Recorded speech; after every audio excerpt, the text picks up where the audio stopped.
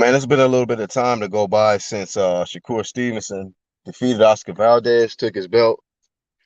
And I was sitting here thinking about how they immortalized Oscar Valdez by making him a statue.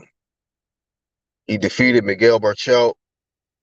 Then he got a controversial victory over Robson Conceicao in a fight where he had tested positive for phentermine, a performance enhancement drug, before the fight, but they continued to let him fight, keep his belt, all that stuff. But I don't want to dive too deep into the cheating aspect of it. But it's a kind of a situation nowadays where certain fighters might get premature hype. They get celebrated too early. And that's my only thing. Was Oscar Valdez celebrated too early? Did that deter him from going forward and progressing? You know, this guy, I mean, Shakur Stevenson made easy work of him, yet the statue still remains. And I thought that was for people that have done some legendary stuff in sports or just in the world, period. When you get a statue, you know what I mean?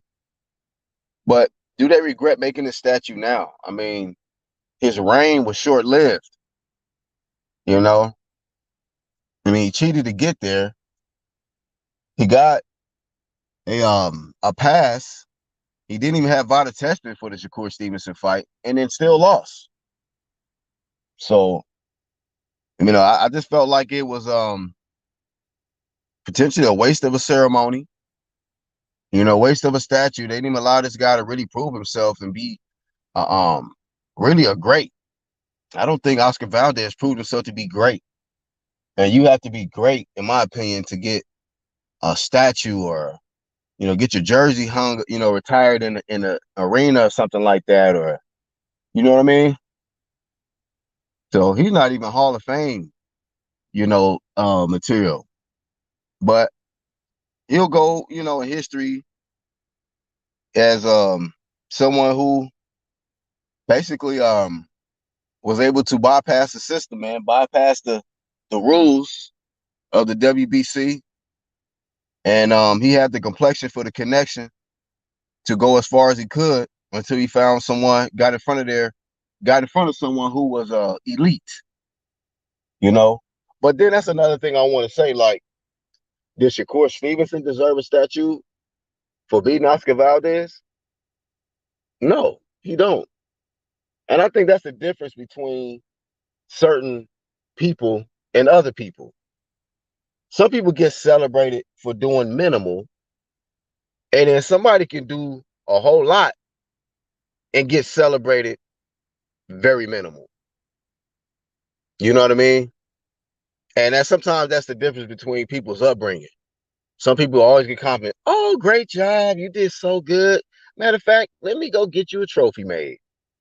Oh, matter of fact, let me get you a statue made.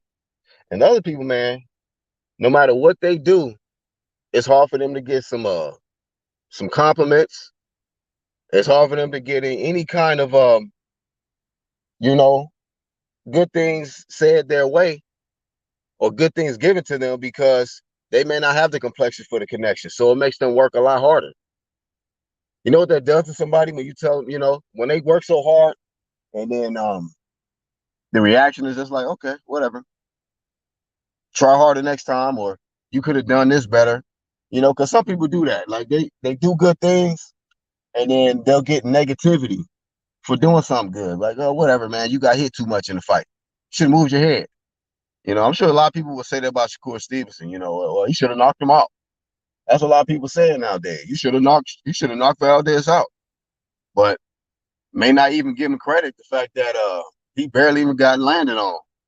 You know, he came out of the fight practically with a clear, smooth face. You know, when the sport is about hit and not get hit, he may not get credit. He may not get a statue for that. But Shakur gets credit for beating this dude right here, for getting rid of a cheat who got rewarded for it, man.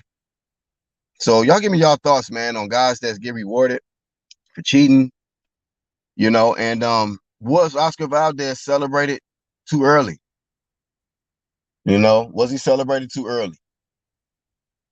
And do you think he will bounce back from this? That's really all I got, man.